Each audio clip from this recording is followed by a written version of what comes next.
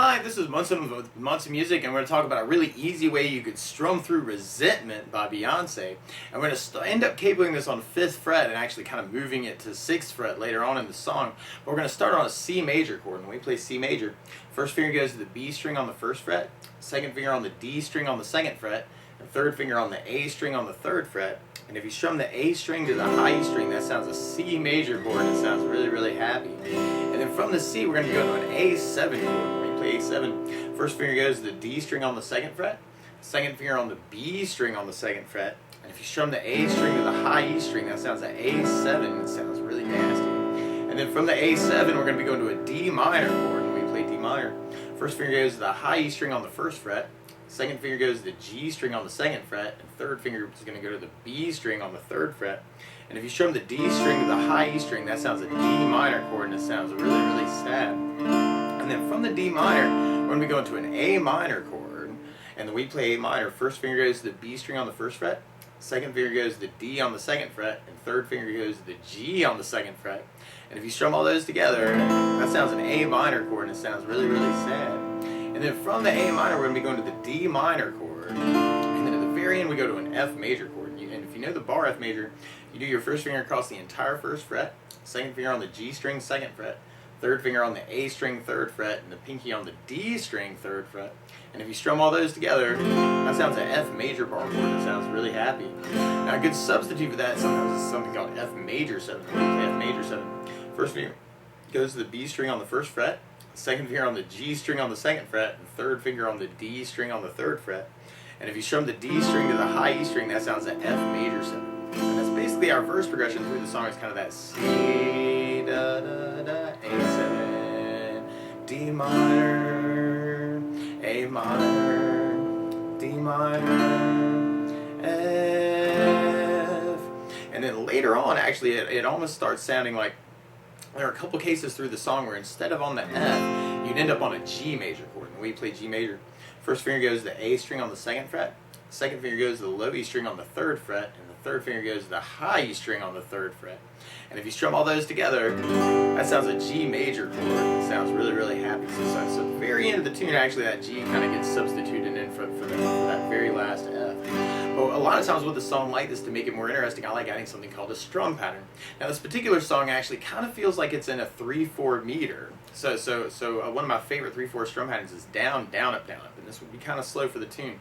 But you'd have C with a down, down, up, C down, down, up, C down, down, up, C down, down, up, down, up. Now if you're really fast though, you can almost kind of get that down, down, up to kind of feel for the 3 beats that are going on. So you'd have kind of like a down, down, up, down, up, down, down, up, down, up, down, down, up, down, C, 2, 3. So you kind of take that strum pattern and kind of make it work for each chord. And so if you're fast enough, this could be a very, very cool way to kind of strum through it too. Would be C, A,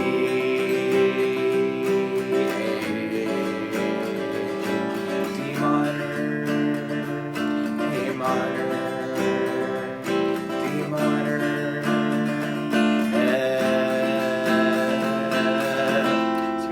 about using that, and then we'll basically be repeating that progression until we get to our chorus part. And in our chorus we go to a C major chord, and then from the C we go to an F, and then we go to D minor, and then we go to the F. And later on in the song, actually, you kind of hear where for that last F we kind of substitute in a G for that very last F too.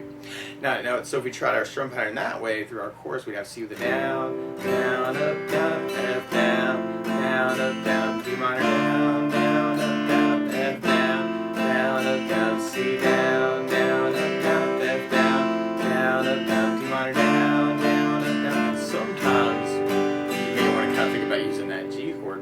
Now the weird part is to play along with Beyonce, instead of starting on a C chord, she's actually starting on an F major chord. So to play along with the recording, what you want to do is take a capo, and if you put the capo on 5th fret, then now your C is really an F major, your A7 is really a D7, your D minor is really a G minor chord, and your C major is really an F major, the A minor is really a D minor chord, and when we get to it, the G major is really a C major chord.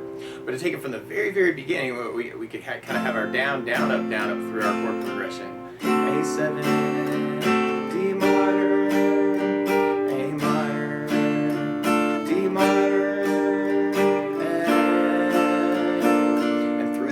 actually, you kind of hear where it's almost, it almost feels like you do a stop time almost on the A minor and kind of pick up on the D minor, which is kind of half the strum pattern. Later on, it really gets evened out by the band, but if you kind of dig on that, you could kind of work it as kind of the C, A,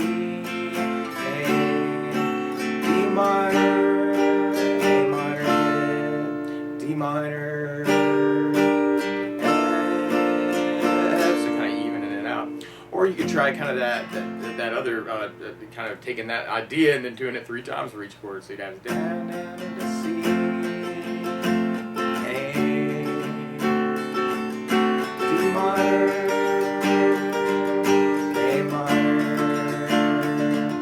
D minor, F. And then we'd be repeating that until we get to our chorus part, and then we'd have that C with down, down, down, F down.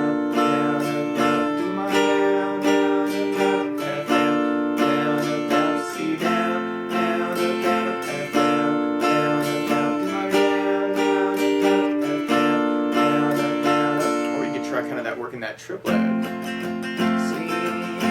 F, D minor, F. So you may want to kind of play around with that. And then something else you may want to think about, because then from there we'd be repeating our verse, is adding in bass notes for the chord. So you could do kind of a bass down up, or you could even kind of compound that with the strum pattern and kind of throw in a bass on the very first down. So on the C chord, you'd have the A string for your bass. On the A7, you'd have the A string for your bass. On the D minor, you'd have the D string for the bass. On the A minor, you'd have the A string for the bass.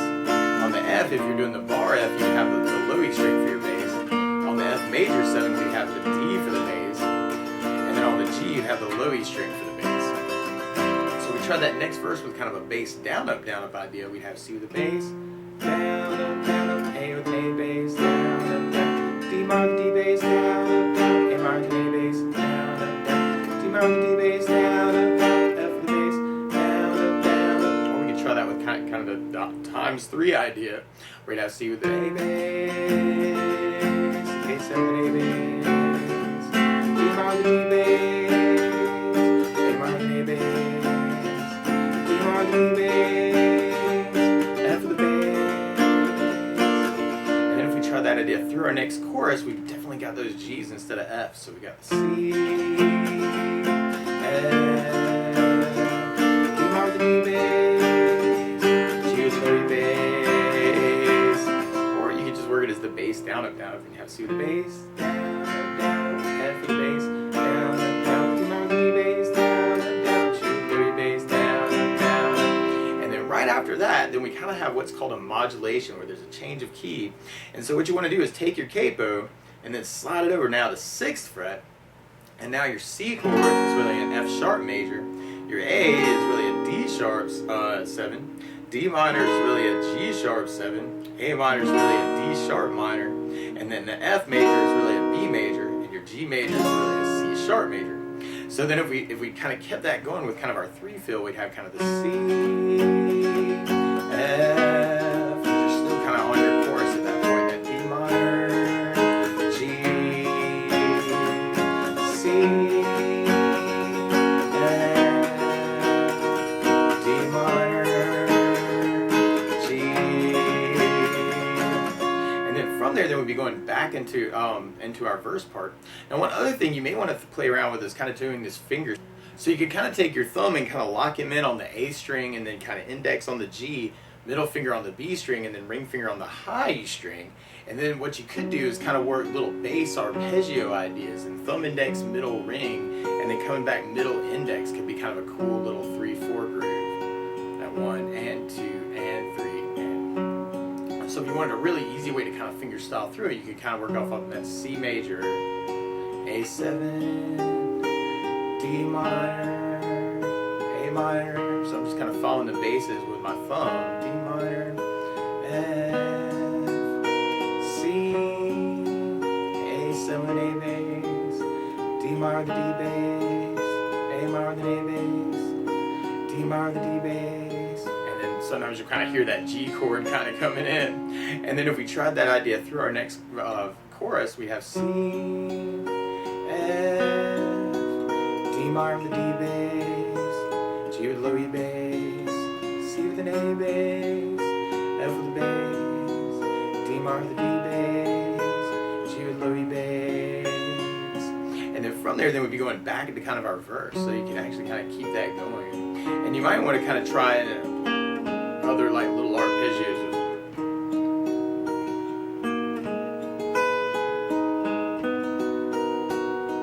Trying to kind of work different numbers of strings with that, or just different combinations can be kind of a cool thing.